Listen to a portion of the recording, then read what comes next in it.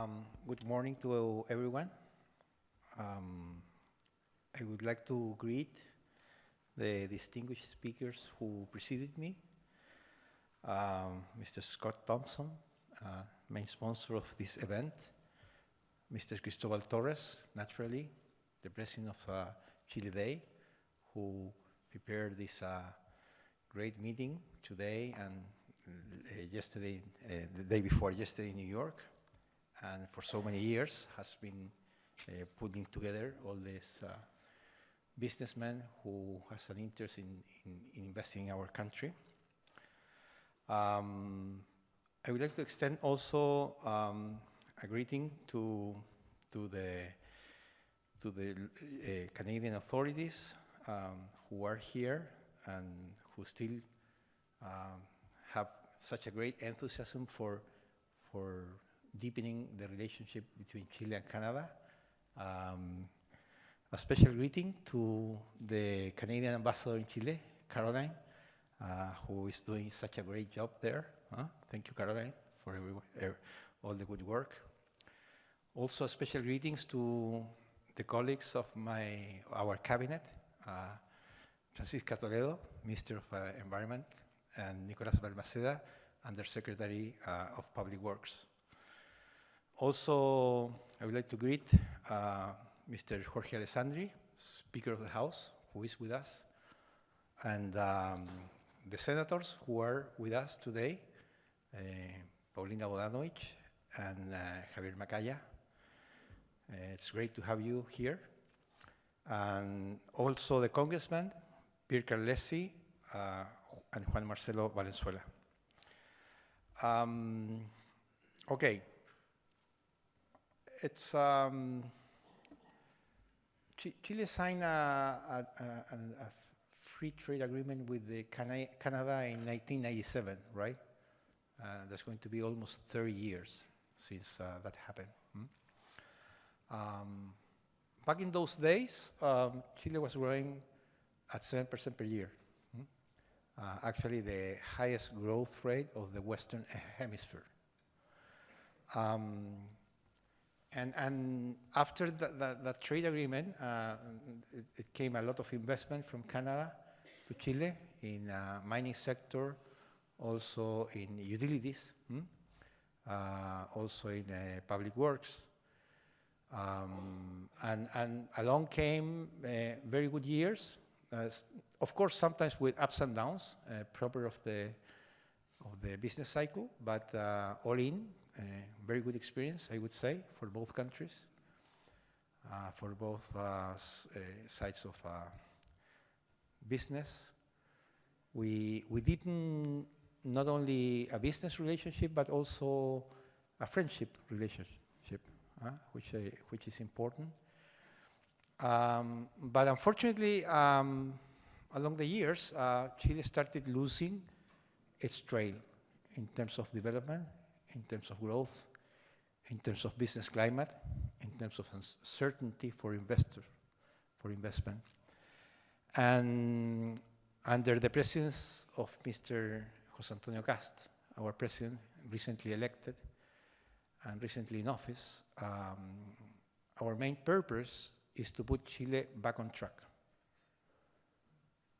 Back on track to development, growth, and a better business climate, because we deeply believe that the only way to provide welfare, sustainable welfare for the people, to solve the urgent needs of today's time, health, aging, poverty, still in Chile, of course, is growth, a dynamic growth. And we are working on that. We're working hard, and we're quite optimistic about the future. I think we'll do it. I think we can do it. I think we can do it even in a short time.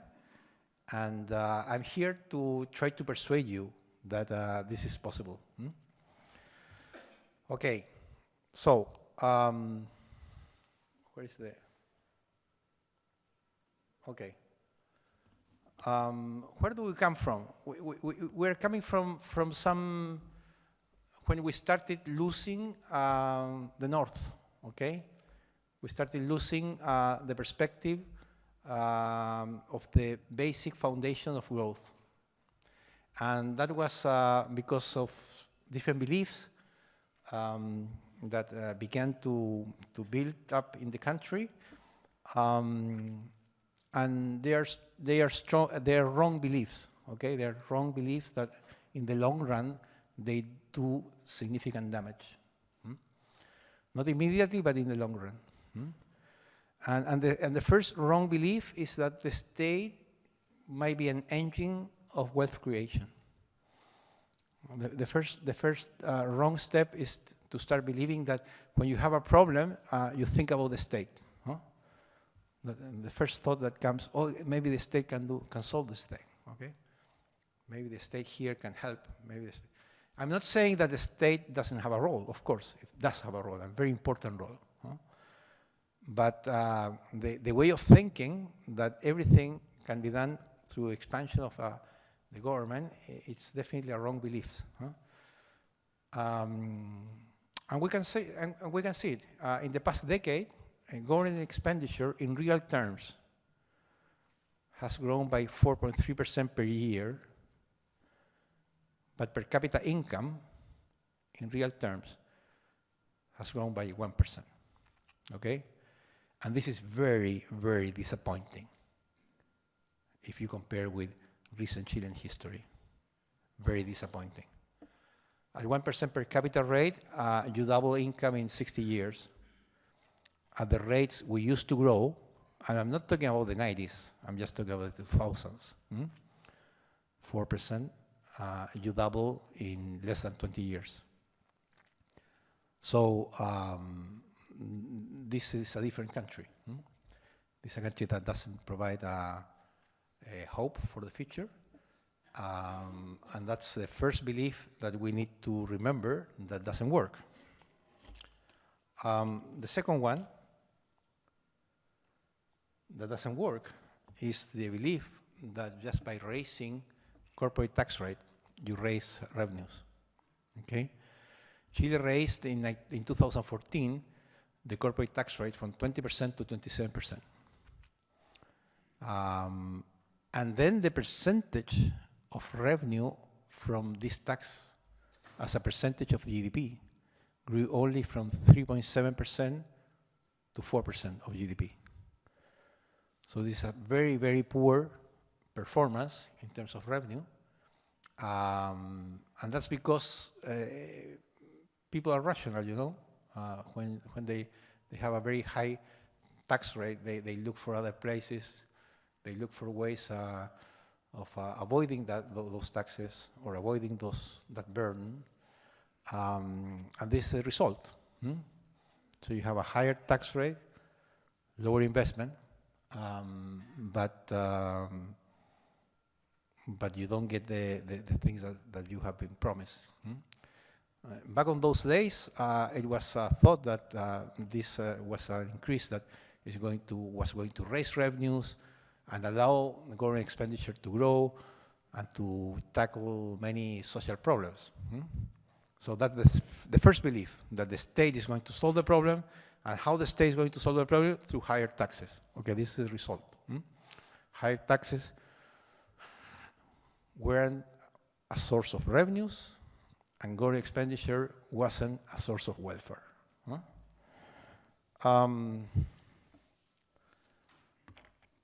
And then the other belief is the harmlessness of red tape. It's not that people believe in red tape, of course. No one believes in red tape, but at the end, subconsciously, they do believe.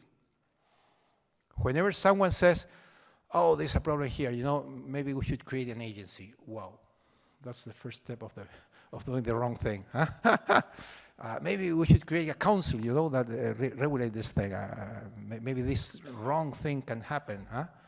We have to protect this thing. We have to get the government in there. And this is a result that's very problematic. 12 years ago, with basically the same environmental norms that we have today, basically the same ones. It took 18 months to get approval of a project. Environmental approval. After environmental approval, you have to get the permits. But today, it takes 37 months or more. Plus the uncertainty. So this is like venture capital. They shouldn't be venture capital. In mining, you do the venture capital before, when you do greenfielding, right? That's the venture capital part of mining. Doing a mining project after having done the exploration shouldn't be venture capital. There should be certainty that if you do the right thing and if you follow the right steps, you will do the investment. That certainty doesn't exist today. It's not only that it takes more time, but it also can be quite uncertain. We have some projects that have been going around for 8, 9 years.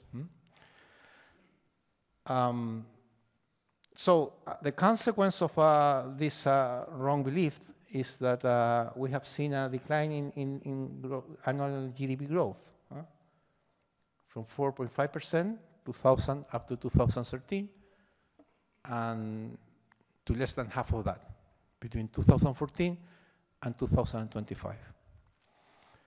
And that's the cause of the 1% growth in GDP per capita, right? That has a lot to do with investment. Investment in the first period grew at 8.6% per year, and from 2014 onwards has been growing at 1.7% per year.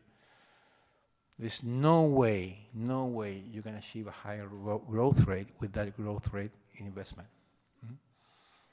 Of course, economists, we know that at the end, what matters most is productivity. But an environment with high investment is also an environment that provides a better business climate for productivity. And that hasn't been happening in Chile for quite a while. Now, this has consequences.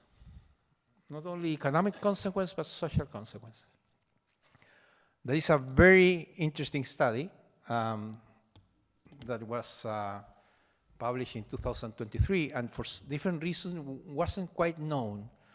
But the study followed a methodology that was done also for the US.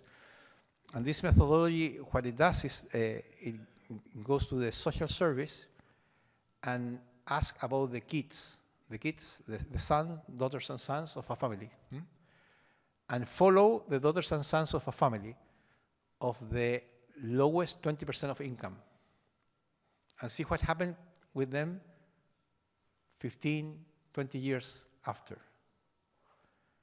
And what this study discovered is that between 2002 and 2018, so during this period of golden years, okay, 13% of daughters and sons of the families of the 20% of lower income in Chile went to the upper 20%. So that's social mobility. It just happened that it's the same number for Canada, 13%. It's quite a big number, okay? And Canada to Chileans is a reference. So saying that we have the same number of Canada is a lot of things. It's hard to say. Significantly higher than the US. And the US is 7.5%. So these are the things that might be put in danger when the country stops growing. And why becomes in danger? Because today, with the lack of growth or with the insufficient growth, we have a persistent unemployment in Chile.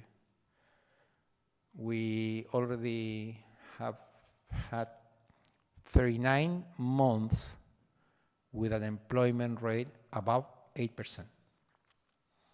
Today, even close to 9%.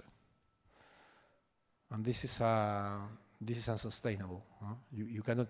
Chile has always had a higher structural unemployment rate than the US. Okay, our low rate would be 6%, not 4%. But 8% is something that we hadn't seen in many, many, many years.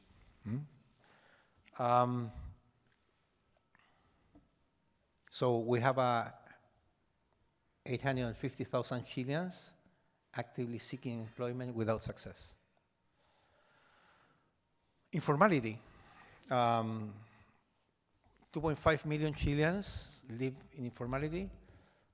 They don't contribute to taxes or they don't have social protection. And this thing always gets worse when the economy is stagnant. There are no employment in the formal sector, so people look to be employed in different sectors, less formal. Those less formal sectors do not pay taxes.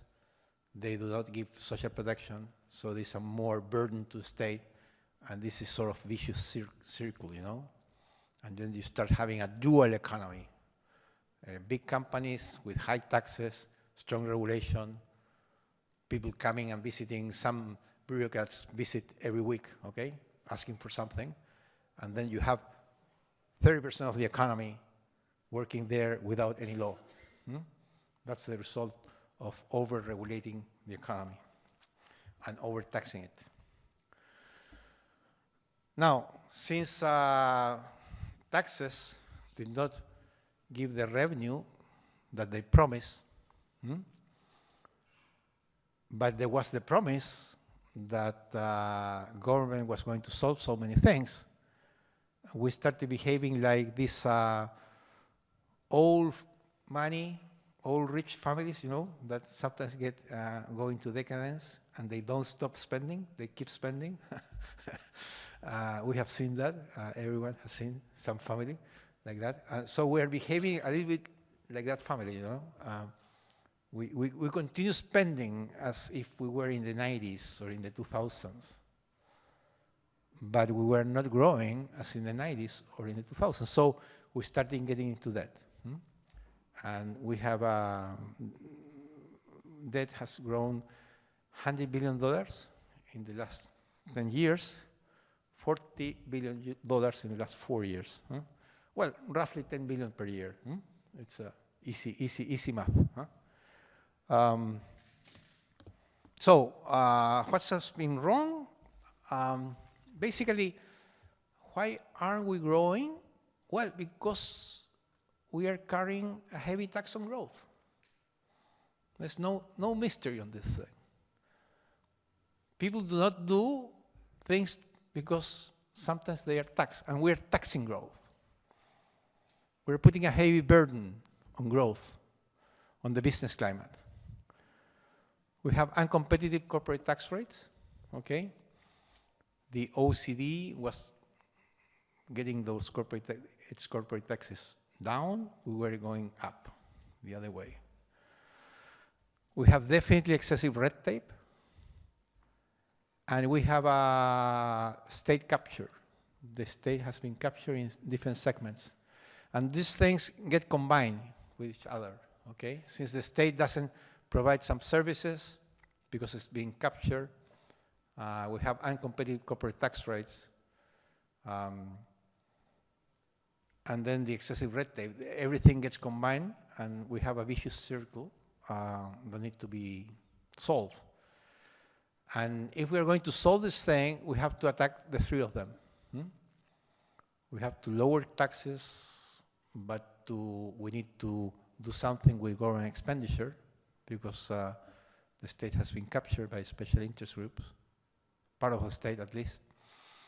And we need to attack the red tape to have an increase in private investment, a quick increase in private investment. We have to do everything at the same time. There was,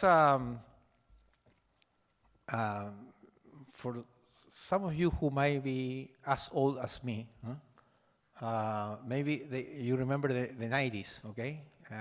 And the late 80s. The late 80s and the early 90s were a time when countries did reforms, especially in South America. They were trying to move from state intervention to free markets. And there was a literature specialized in the academics about the sequencing of the reforms. What should be done first? Should we liberalize the capital market first, and then the trade, or the trade, and then the capital market? This is a typical academic question, you know? Professors write papers with these things. And I know a very well-known professor, a friend of mine, who teaches in a very well-known university in the US. And he told me the anecdote. He was visiting Poland. Poland was also in a process of reform. And he met the prime minister or the president, I don't remember. And he said, "Oh, you are the professor who wrote about sequencing. What comes first?" "Oh, yeah, yeah." And he felt like very proud, you know. And he said, "You're wrong. You're absolutely wrong. There is no sequencing problem. You have to do everything at a time. Everything. You have to work on all the fronts. There is no sequencing. If you go only with taxes, but don't do the excessive red tape, what you will find is that the first impact of a decrease in taxes will be less revenue. But if you don't have private investment immediately because of the red tape, you have a problem. You have to do both. If you don't attack some segments of the government, which are captured, okay, then you cannot reduce expenditure. So you have to do the three things at the same time. And that's what you're trying to do today. It's not that difficult, okay? It's not that difficult. It can be done, and we're working on this. So this is what we set out to tackle. Now, just to tell you also that it's not that difficult, but also it's not that easy, you know? I put this thing, okay? Chile is a hilly country. You have nice hills to climb. It's probably for some of you who might like climbing, I would say that Chile is the only, Santiago, for example, is the only big city, Western city, let's say, where you can make a 5,000 meter high hill in a weekend and then come back, you know? El Plomo, some of you maybe they have done El Plomo, okay? This is not El Plomo, this is difficult to learn El Plomo. And when you go to a mountain, you first have to think, what do we have? How are we starting this challenge? And the initial point, our starting point is quite challenging because we are receiving the country with not only that is stagnated, but in the first quarter, the GDP is decreasing. Minus 0.3% in the quarter, minus 0.1% in March. This is our starting point, okay? And with public spending growing at 5.1% in 12 months, March to March. So this is worrisome. A Keynesian economist would say with 5.1% increase in government expenditure, which you should be growing, okay? We're not growing, okay? We're declining with this expansion of expenditure. The non-mining tax revenue is going down by 7%. 12-month, again, comparison. All revenues, non-mining tax revenues that were projected for the budget for this year are grossly overestimated. Grossly overestimated. So I say we are living the final days of this model, the model where with government expenditure, with high taxes, you could do something. No, we're not achieving anything. Because today, we are with $6 per pound in copper. I mean, if this is our performance with $6 per pound in copper, Houston will have a problem, right? Unemployment rate of 8.9%. Public debt, last number, March to March, 42.6% of GDP. And fiscal balance is 2.8 negative deficit of GDP. So that's why my wife say, why did you take this job? What were you thinking? Huh?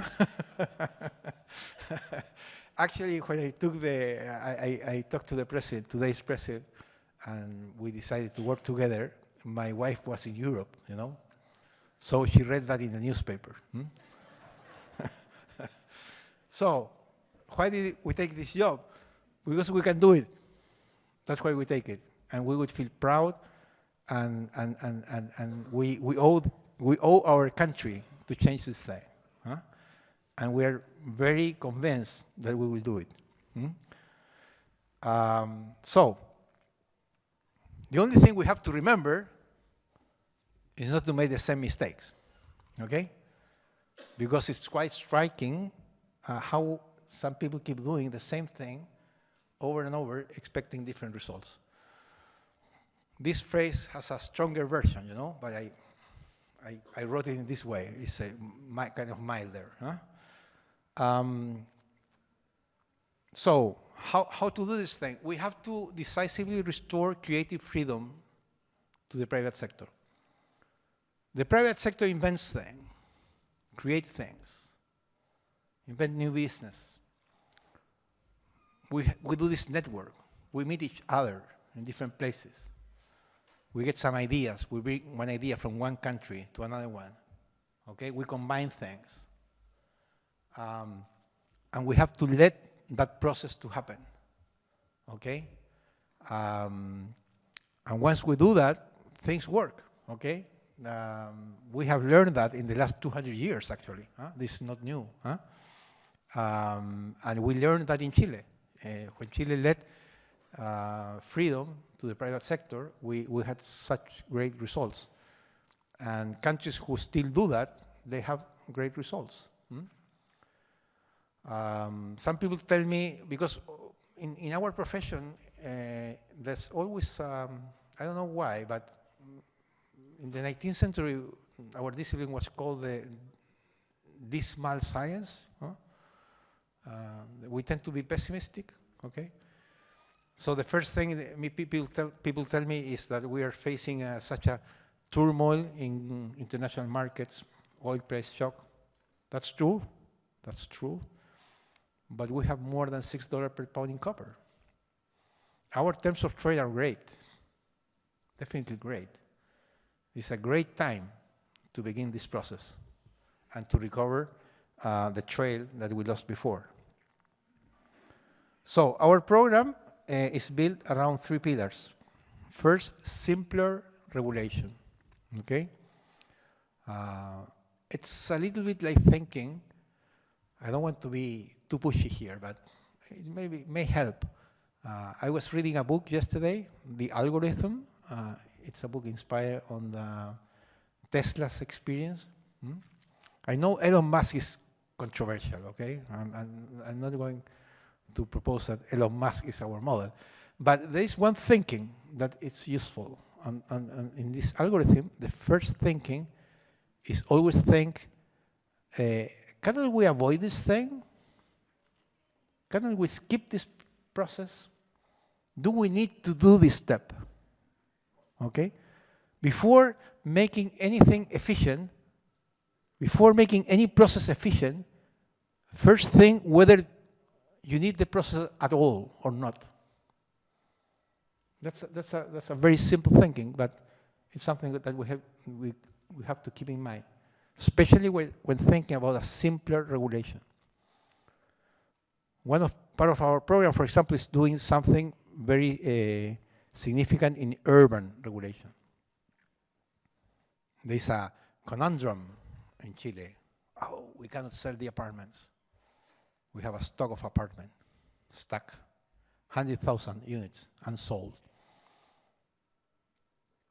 Why cannot we sell these apartments? It's very simple, because people don't have the money to buy it. Okay? And so why are they so expensive? Well, look at the regulation we have put on the urban land, and you will have the answer. You will have the answer. And that can be solved, and we're doing that. So simpler regulation. Second one, you know, tax competitiveness. Okay, Canada is doing the same, actually. The US is doing the same. We want to do the same. And then fiscal adjustment, okay? I wish fiscal adjustment wasn't part of the problem, but we have to face it, okay? We have to put financial and fiscal accounts in order again, especially if we are going to go with a decrease in corporate tax rates, okay? Some people in Chile say, you cannot reduce the corporate tax rate without increasing another tax rate. I don't know where did they get that theory. Huh? You can reduce tax rate if you reduce expenditure. And you can reduce expenditure if you realize that some segments of the government have been taken over by special interest groups. Okay? Not easy to deal with that, but it can be done. So, but in terms of growth, those are our key things, okay?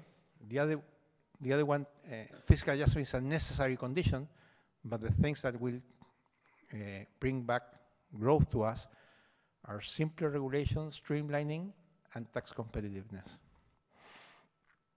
Now, we have 3 tools for action: management, decrease, and laws, okay? Sometimes I have been misunderstood here when I talk about decrease. Oh, he wants to govern, this government wants to govern by decree, it's going to be a dictatorship. No, decrees exist everywhere, okay? Decrees are executive decisions that the government can take because there is a law that enables them to take that, okay? For example, the urban land deregulation is being done by a decree because there is a big urban law that allows the government to do that. Not everything can be done by decree, of course. And some things can be done by better management, okay? The Minister of Environment here, Francisca Toledo, will tell you perhaps later what she has done on this area. Quite significant. I will show some results, but she's doing such a great job there. So, for the time being, we think that the private sector has given already some signal of confidence, especially in terms of what we are going to do in terms of streamlining, okay? And the data is here. First quarter 2026 marked a record quarter for investments submitted to environmental review. The average was $12 billion per quarter, and we have $28.5 billion, okay? It's not that people thought about this project in the first quarter, right? They had thought and developed 1 year, 2 years before, but they realized that there was a difference submitting this project the first month of the new government than before. Because when there is an agency in this process, every project faces like 27 agencies, okay?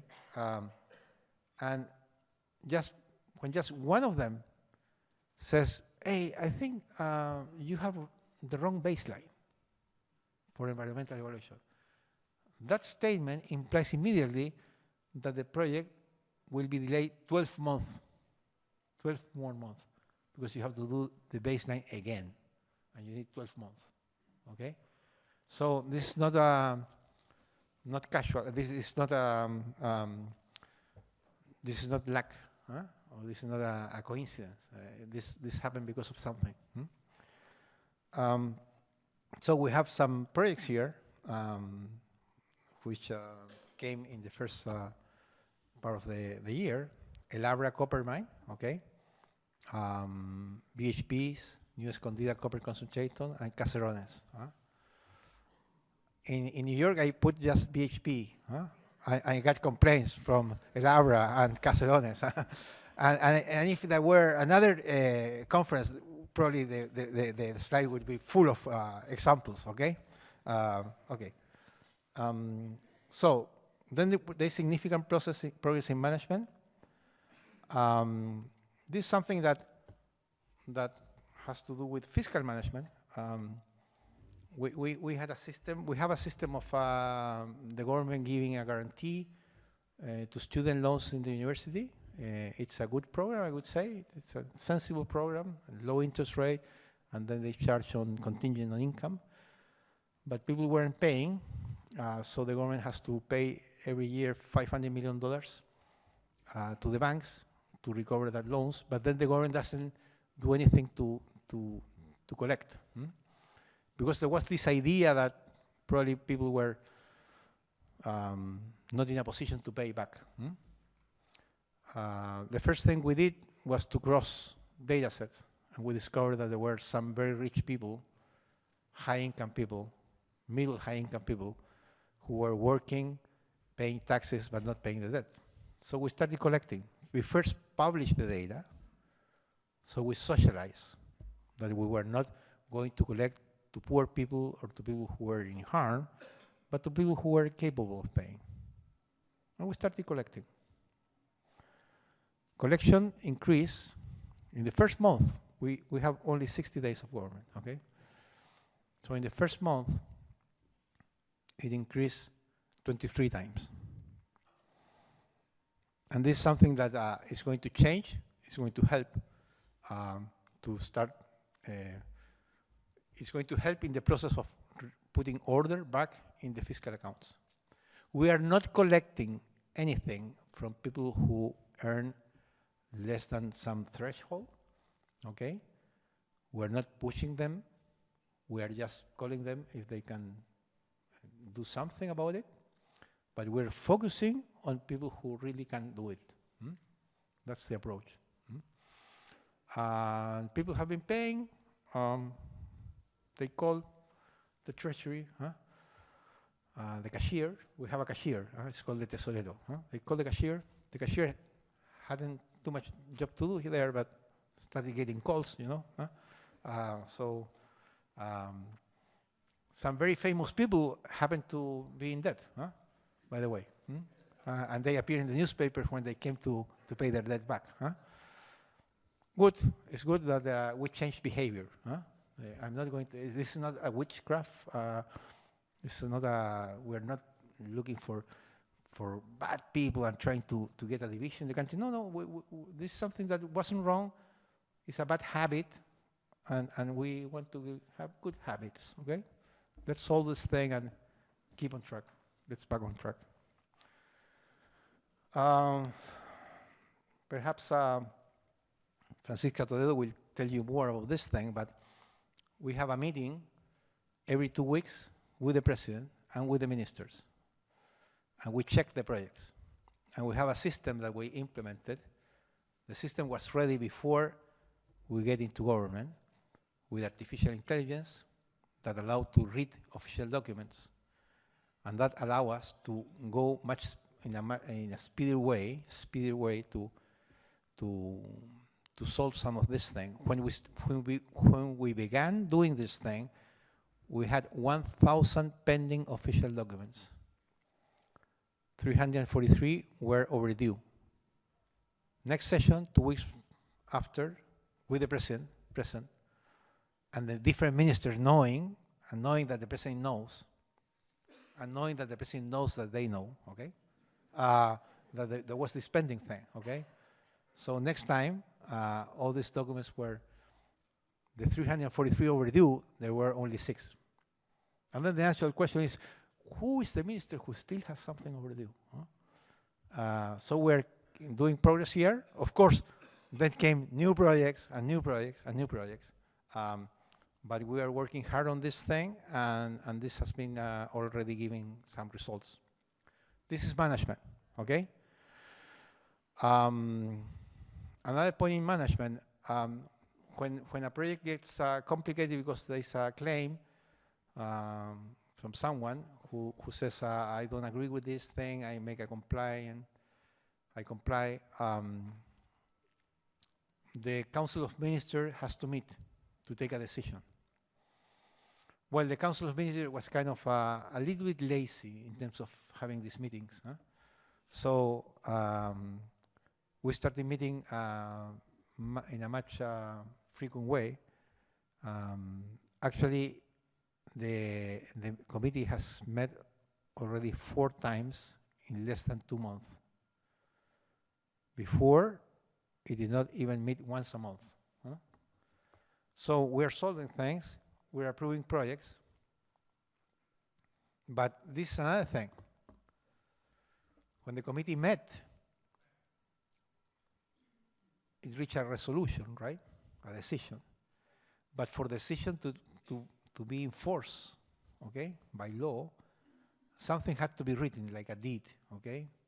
I don't know, something in Old Spanish, huh? Has to be written, huh? The average time to write those things after the decision was 6 months. So the council met, and 6 months later, on average, was the resolution legally enforced. Today, 15 business days, so 3 weeks, okay? This is management, huh? It has something to do, I said this joke already, so maybe you won't laugh because some of you already heard it, but it might have something to do with getting earlier in the morning, huh? Waking up a little bit earlier, huh? But of course. So, also decrees. The modernizing land use regulation is a decree that has been sent for approval of the agency that oversees that the decree complies with the existing law. And of course, there is the first budget adjustment decree to date, approximately by $2 billion budget reduction. And this is like roughly 0.6% of GDP. We plan to do another one and then another one, reaching 1.8% of GDP over 2 months, over 2 years. Wasn't easy to do this thing because the country hadn't done this thing. The country hadn't been on a diet on this thing for many, many years, so it was not used to that. But it can be done, and the good thing is that every minister has to look in his own minister or her own ministry what can be reduced. So that forces to know the place, to know the agency, to know the process. And we start discovering things that can be skipped. So, and now we go to the law, okay? We need a new bill, also. Not only management, not only decrees, but also a bill. And the bill we have is a comprehensive bill that was already sent to Congress, that in the House of Representatives was already in the commission that oversees this law, approved the idea of proceeding forward. And it has 5 parts. The first is that we need money for reconstruction of some areas in center-south of Chile that were affected by a very, very large fire. And we have transitory revenue-raising measures. The second part is reigniting the construction sector. And we have been proposing here things that are very important. I think if this gets approved, we will witness a very rapid increase in construction.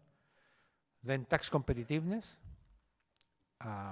simpler regulation, and some measures for public expenditure restraint or revenue raising. Not through taxes, but through other means. So reconstruction, I will go very quickly here. We are proposing some funding measures here. Capital repatriation and disclosure of foreign held assets. Remember that we had some turbulent times in 2019. Maybe some of you remember. There was a social unrest.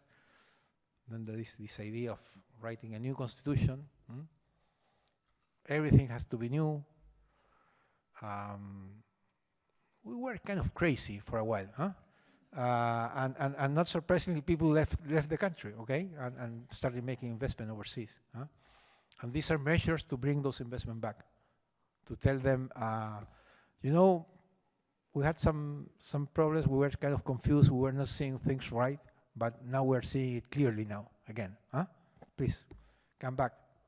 Let's resume. Huh? Let's start again what we were doing before. Then there's a transitory tax reduction on donations. This is an important thing also. I think this is going to be a very great source of revenue. And then some other things that we'll put together, some pile of money that will help reconstruction and also will help to mitigate the first impact of corporate tax reduction. Regarding the construction sector, we, as I told you before, we have 100,000 unsold homes, and in this sector only, we have lost 200,000 jobs. We want to recover those jobs, so we need to sell the homes. And in order to sell the homes, these were homes that were built at a high cost because we had a burdensome regulation on land, permits. Now we're clearing that part. So the new homes will be cheaper, but the old ones are still expensive. So we need to sell them to get rid of that stock, okay? So we're providing a temporary 12-month removal of VAT on new housing. So we're telling the real estate friends, you know, you have 12 months to sell this thing, and you have a window of opportunity that we're giving you. No VAT. This is it. So get the price reduction and sell those homes, and let's clean the table, and let's start again. That's one thing. And then there is another benefit for, this is mainly for family offices, a rental, a single tax on rent, 5%. If you can buy complete buildings and use them for rent, and you pay only 5% on the rent, okay? I think that thing will mobilize also a lot of resources for people who don't have enough money to buy a house. They will probably face lower rental with this investment. Tax competitiveness. There's been a lot of noise here in Chile because we're going to reduce the corporate tax rate from 27 to 23. So I was asking here today in Canada how much the corporate tax rate is. I might be wrong, but I heard 19%, maybe, or 20. In the US, it's 21. Huh? And I knew, someone told me that here is even lower than in the US, huh? with the new changes. Okay, here are tax experts, so I will get the right number afterwards. Huh? 13%. 13%. Okay, maybe you should go to Chile and explain to the House of Representatives. Okay, what the tax rate in Canada is, because there's still this old. I don't know. Maybe we are too far away in Chile. Okay, so we don't hear the news, or the news come too late, because we hear all these things, all these crazy things. No, developed countries have high rates because they need to finance this and that.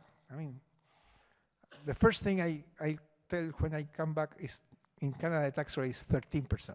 Okay, so we're still not competitive, not even close. Tax reintegration, and then this is important: tax stability guarantee for investments above $50 million. Okay, every investment that is made in Chile and which is above $50 million will be sure that the tax rate will last for 20 years, 25 years, at the level it will be fixed today for that investment, okay? That doesn't take sovereignty away from new governments. New governments can change the tax rate, of course. But the investments that will be made with this tax rate will keep that tax rate in the future, okay? So that it can think about investment. And then there is a formal employment credit of up to 15% of wages. Low wages, we will provide direct check, 15% of the wage. and will act as a credit tax, a tax credit. Why are we doing this thing? Because severance payments in Chile are growing, and regulation is growing, okay? Our estimate is that in the next 4 years, the cost of employment will increase more than 13%. And this is a tax credit for 15. So it covers the new increase in labor cost. Then simpler regulation. We have a couple of things here which are very important. But I would say that the most important one is the third one, okay? As in Canada, we have a strong constitutional rights to comply when you see a project being approved. And we are not changing that, okay? That's in the Constitution, that's a legal right, that stays in place. But what we need to do is to cut the impact of that action on the investment. So when someone complies, of course, it complies against the government. The government gave the permit to the investment. So that judiciary process will continue. But if 8 years from now, in the event that the judge decided the government gave the permission the permit in a wrong way, so it should be eliminated the permit, the government will have to compensate the investor for the investment he made. Okay. I think the moment we do that, we won't have many trials, because one of the objectives of the trials is to get money from the investor. You know. So when there is no money to get, probably there is no incentive to do that. This is something quite innovative, has been subject of discussion, but it's not the first time we do something innovative in Chile to bring investment. We did that when we had the law in the 90s, in the late 90s, the law for public concession works. In Chile, we have Napoleonic code, you know, the French code. And in the French code, the original French code has this thing that if you sign a contract between two parties, that is a law. Okay, there's nothing that can change that contract except force majeure. But that wasn't enough for investors.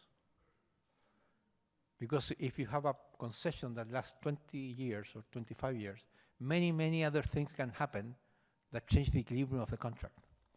So we needed a new concept that was already included in the French laws after the First World War, which was the idea of something that was unforeseen, that changes the condition of the contract.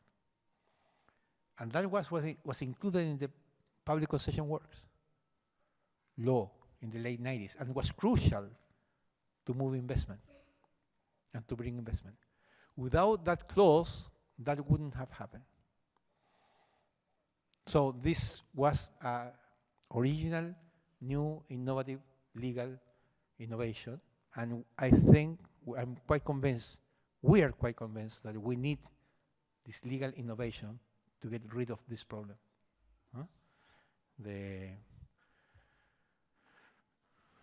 And then public expenditure restraint.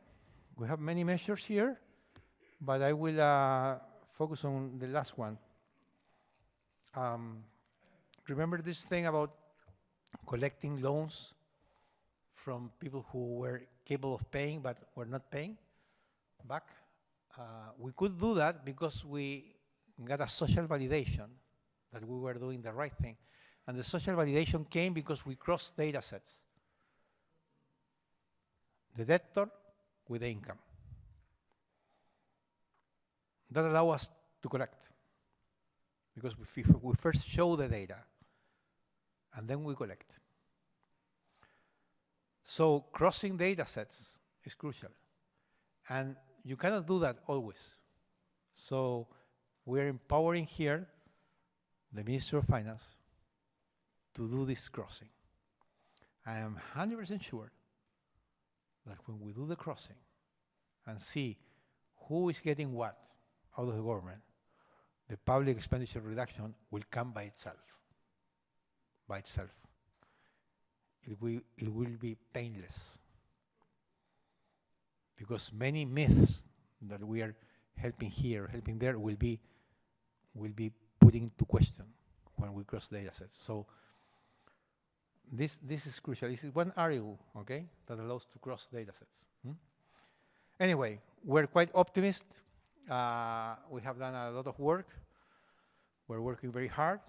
Part of the work is being here with you, answering questions, having meetings, and our main north will always be to recover growth, and the means to do that is with a better business climate, better tax competitiveness, less red tape.